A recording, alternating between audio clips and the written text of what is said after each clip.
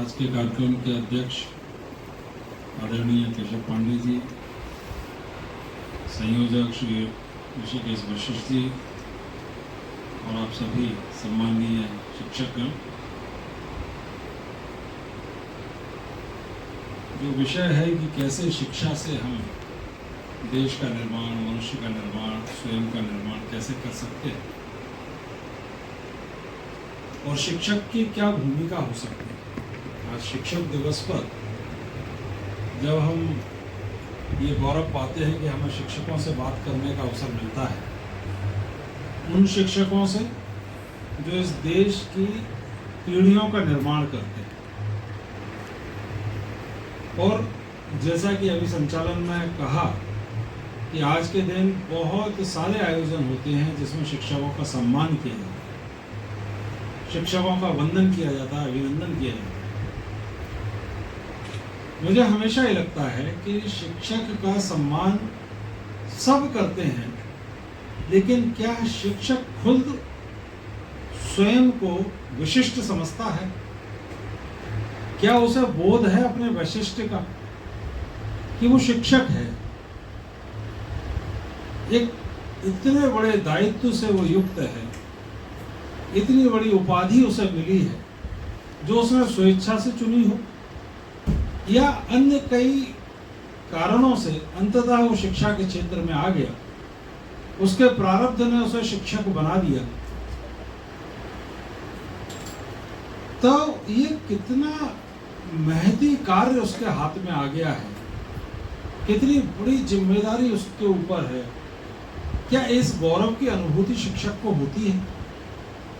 क्या शिक्षक इस बोध से युक्त रहता है कि मेरे हाथ में तो छोटे छोटे जो बच्चे आते हैं, नन्हे नन्हे बच्चे, जब वो कक्षा 12 पास करके निकलते हैं या कॉलेजेस को पास करके पीजी करके बाहर निकलते हैं, तब तक जो नन्हा बच्चा आया था और जब वो बड़ा होके निकला है, तब तक उसके जीवन में जो रूपांतरण घटित हुआ है, जो उसका व्यक्तित्व निर्माण हुआ है, उसमें मेरी भी एक महती भूमिका है। ये शिक्षक के हृदय में सदैव जागृत रहता है क्या भाव? माता पिता की भूमिका होती है व्यक्तित्व के निर्माण में, लेकिन शिक्षक भी वातावरण प्रस्तुत करता है, वातावरण निर्मित करता है। और बहुत से विद्यार्थी अपने ऐसे शिक्षकों को आजीवन याद रखते हैं। वे दुनिया के किसी भी कोने में हो, वे अपने उस शिक्षक का जिक्र करते हैं। और अब तो सोशल मीडिया का समय है, तो सोशल मीडिया पर भी अपनी उन भावनाओं को व्यक्त करते हैं। तो शिक्षक होना मुझे तो लगता है एक ईश्वरीय कार्य है। ये देव कृपा से शिक्षक होने का दायित्व मिला है। और शिक्षक दिवस संभवतः हमें हमारी उसी शक्ति को स्मरण कराने का एक अवसर है। जैसे हनुमान जी के अंदर सारी शक्तियां विद्यमान थी, लेकिन एक अवसर आया कि माता जानकी को ढूंढने जाना है और प्रभु श्री राम का कार्य करना है, और जामवंत जी निमित्त बनते हैं और वो उनको बताते हैं कि तुम्हारे अंदर इतनी शक्तियां थी, तुम्हारा दायित्व बहुत बड़ा है। शिक्षक का दायित्व भी उतना ही बड़ा है। वे भी अपने जिस बच्चे को पढ़ा रहे हैं, जिस विद्यार्थी को पढ़ा रहे हैं, उस विद्यार्थी को भवसागर पार करने की ताकत कौन देता है? शिक्षक ही देता है। तो शिक्षक की इस भूमिका को अगर हम आत्मसात कर सकें, तो हम ना सिर्फ एक अच्छे शिक्षक बनेंगे, बल्कि एक संतुष्ट व्यक्ति भी रहेंगे जीवन में।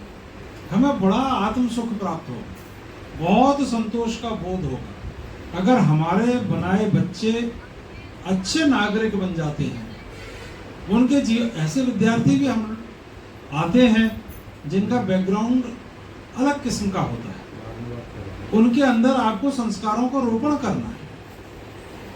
अगर वे बहुत उद्यमी हैं, शैतान हैं, तो उन्हें सौम्य और प्रखर बुद्धि का बनाना है। तो कुम्हार जैसे माटी से भिन्न भिन्न आकृतियों का निर्माण करता है, सुंदर भगवान की मूर्ति का भी निर्माण कर देता है उसमें से, वही कार्य शिक्षक का है। एक बालक के बालिका जब आते हैं तो उनका जो मन होता है वो बिल्कुल मिट्टी के लौंदे की तरह होता है। उसमें उसके पूर्व जन्म के संस्कार जरूर हैं, लेकिन इस जन्म के संस्कार अब पढ़ने हैं। और उस मन को गढ़ने का दायित्व शिक्षकों का होता है। माता पिता आज के समय में नहीं कर पाते इस कार्य को, हम सब जानते हैं इस बात। वे अपनी रोजी रोटी में लगे हुए हैं। देखिए, ईश्वर कृपा से शिक्षा देना, रोजी रोटी कमाना दोनों एक ही कार्य होता है शिक्षक का।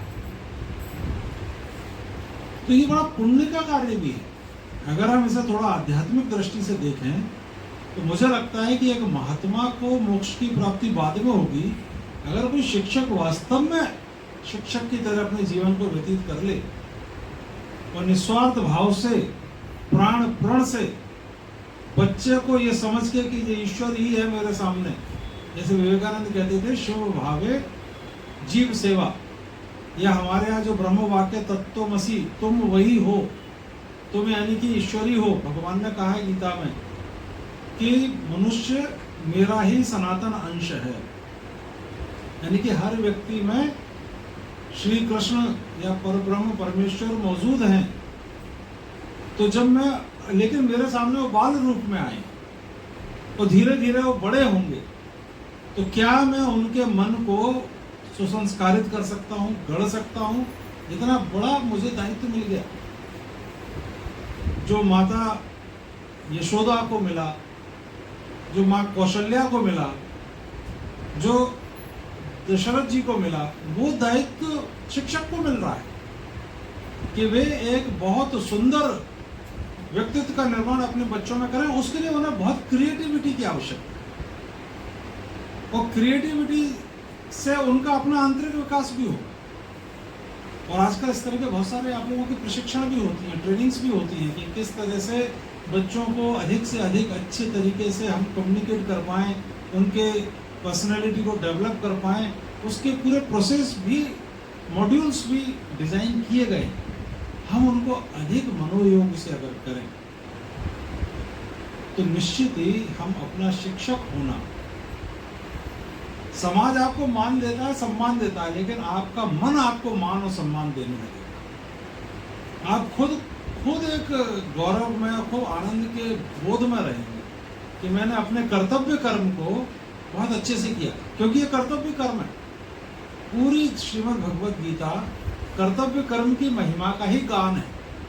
जो कर्तव्य आपको मिला है उस कर्तव्य को आप अच्छे से कर लीजिए, आपको ईश्वर प्राप्ति हो जाएगी, भगवत प्राप्ति हो जाएगी, और जो कि जीवन का परम लक्ष्य है, ईश्वर प्राप्ति। तो इन्हीं सब बातों से बहुत अधिक समय नहीं लूंगा। आप सब बहुत योग्य शिक्षक हैं, आप सबका सम्मान हुआ है, आप सब निसंदेह इसी भाव से कार्य करते होंगे।